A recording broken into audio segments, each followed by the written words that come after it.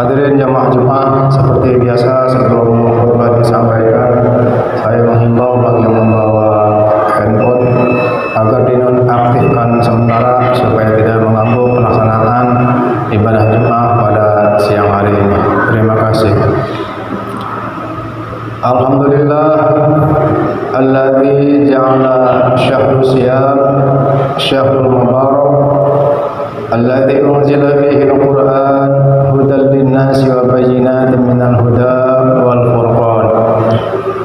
Asyhadu an la ilaha illallah wahdahu la syarika lah, asyhadu anna Muhammadan abduhu wa rasuluhu la nabiyya ba'dah. Allahumma shalli ala sayyidina Muhammadin wa ala alihi wa ashabihi wa azwajihi wa dzurriyyatihi ajma'in wa man tabi'ahum bi ihsanin ila yaumiddin. Qalu subhanaka la ilma lana illa ma 'allamtana innaka antal alimul hakim. Wa qala ta'ala fil Qur'anil azim, a'udzu billahi minasy syaithanir rajim. Inna nahnu nazzalna dzikra wa inna lahu lahafizun. Shadaqallahul adzim. Hadirin kaum muslimin jamaah Jumat Masjid At-Taqwa yang dirahmati Allah, puji dan syukur marilah kita panjatkan kepada Allah Subhanahu wa taala yang telah memberikan karunia nikmat kepada kita, baik itu nikmat sehat badannya sampai sekarang ini. Alhamdulillah kita diberikan panjang umur melaksanakan aktivitas sehari-hari, terutama melaksanakan ibadah salat Jumat pada siang hari ini. Yang kedua, salawat dan salam mudah-mudahan tetap terlimpah curahkan kepada junjungan Nabi besar kita yang habibina wa sayyidina wa maulana Muhammad sallallahu alaihi wasallam beserta keluarganya, para sahabatnya, para tabi'in, dan sekaligus kepada kita semua sebagai umatnya yang setia sampai akhir zaman. Hadirin kaum muslimin jamaah Jumat rahimakumullah, izinkan saya selaku khutbah, selaku khatib tidak lupa dan tidak bosan untuk mengajak terutama kepada pribadi yang taif ini, juga kepada jamaah yang hadir di masjid yang mulia ini untuk terus mempertahankan, meningkatkan nilai iman dan takwa kita kepada Allah Subhanahu wa taala, yakni dengan cara melaksanakan segala perintah-perintah Allah dan juga menjauhi segala apa yang telah dilarangnya. Mudah-mudahan kita semua ini menjadi kelompok orang-orang yang bertakwa. Selanjutnya para hadirin, alhamdulillah kita sudah memasuki hampir separuh bulan Ramadan. Mudah-mudahan kita diberi kekuatan sampai bulan Ramadan selesai dan mendapatkan predikat takwa di sisi Allah Subhanahu wa taala. Dan mendekati hari-hari ke depan ada peristiwa yang besar, yaitu terjadinya nuzul Quran, peristiwa turunnya Al-Quran, yang mana Al-Quran ini merupakan pedoman umat Islam yang isinya mengurusi hukum-hukum sosial dan seluruh aspek-aspek kehidupan telah diatur dalam Al-Quran. Kemudian bagaimana Rasulullah di bulan-bulan Ramadan ini dalam memperlakukan Al-Quran, bahwa Rasulullah di bulan Ramadan ini selain meningkatkan ibadah-ibadah qiyam Ramadan, ibadah-ibadah yang lainnya, termasuk juga memperkuat hafalan Al-Qur'annya.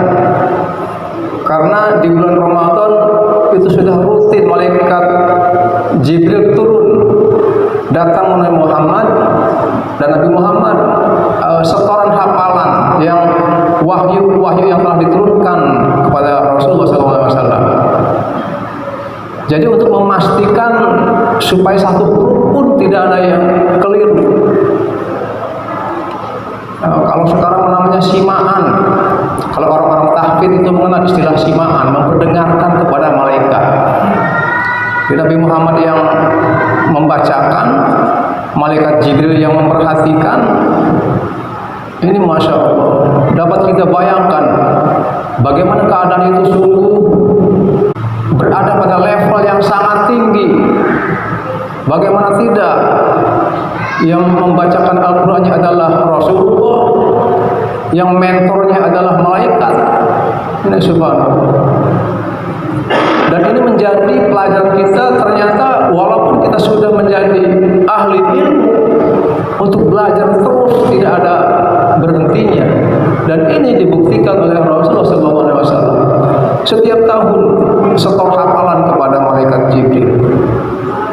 Kemudian menjelang wafatnya Rasulullah memberitahukan kepada istrinya, wahai Aisyah, bahwa Ramadan yang akan datang malaikat Jibril tidak akan datang ke sini lagi. Ini satu isyarat bahwa Nabi itu sudah mendekati ajalnya. Baru setelah bulan Rabiul Awal Rasulullah SAW pulang ke rahmatullah. Hadirin kaum muslimin rahimakumullah,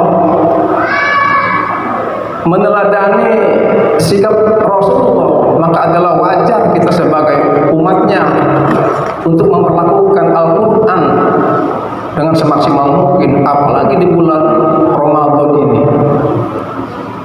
Mari kita tingkatkan tadarus Al-Quran.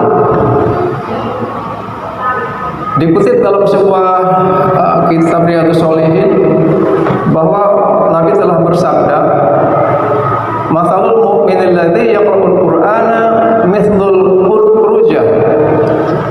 Bahwa perumpamaan seorang mukmin yang membaca Al-Quran di bulan Ramadan ini, mithlul utrujah, seperti buah utrujah. Rihuha thayyibun, baunya wangi, wa ta'muha thayyibun, dan rasanya juga enak. Kemudian wa masalul mu'min la yaqra'ul Qur'an kamatsalil tamra. Perumpamaan orang mukmin yang tidak membaca Al-Qur'an itu laksana seperti buah kurma.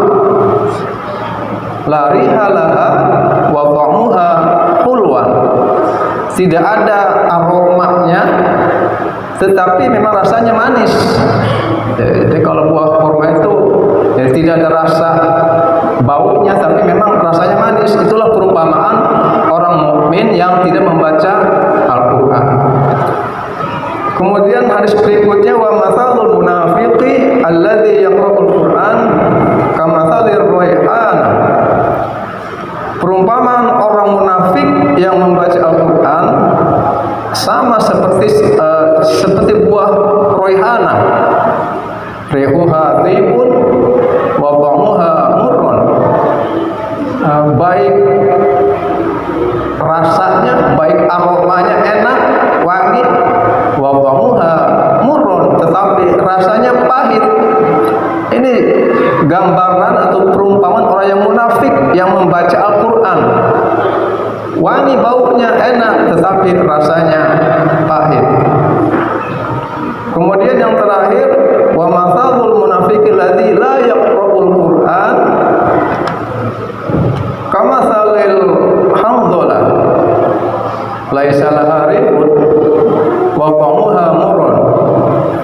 Jadi perumpamaan orang yang munafik yang tidak membaca Al-Quran seperti buah handhalah, tidak ada rasanya, tidak ada aromanya, dan rasanya bahkan pahit. Nah, ini lebih celaka lagi nih.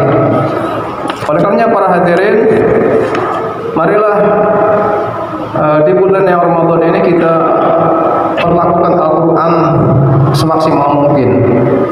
Dalam sebuah keterangan yang lain, saya pernah ikut pengajian, minimal dalam satu tahun itu 2 kali khatam. 2 kali khatam. Sebulan ini kita khatamkan 1 kali, satu hatamnya ya kita ikuti bulan-bulan berikutnya, mulai Syawal, Dzulqa'dah, Dzulhijjah, Muharram, Safar. Nanti ketemu Ramadan lagi sudah hatam. Insya Allah kalau kita sudah niatkan itu akan hatam ya.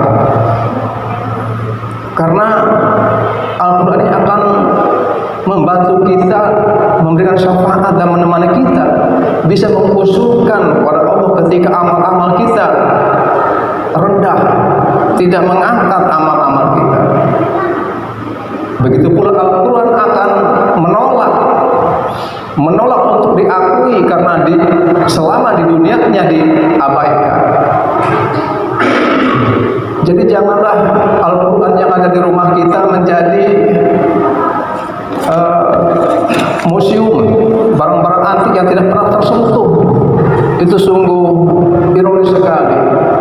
Umat Islam sebagai panduannya umat Islam Al-Quran, tetapi kita mengabaikannya. Hal ini pun dikhawatirkan oleh Rasulullah seperti dalam ungkapannya dalam Al-Quran, Ya Rabbi, inna qaumi ittakhadhu hadzal Qur'ana mahjura.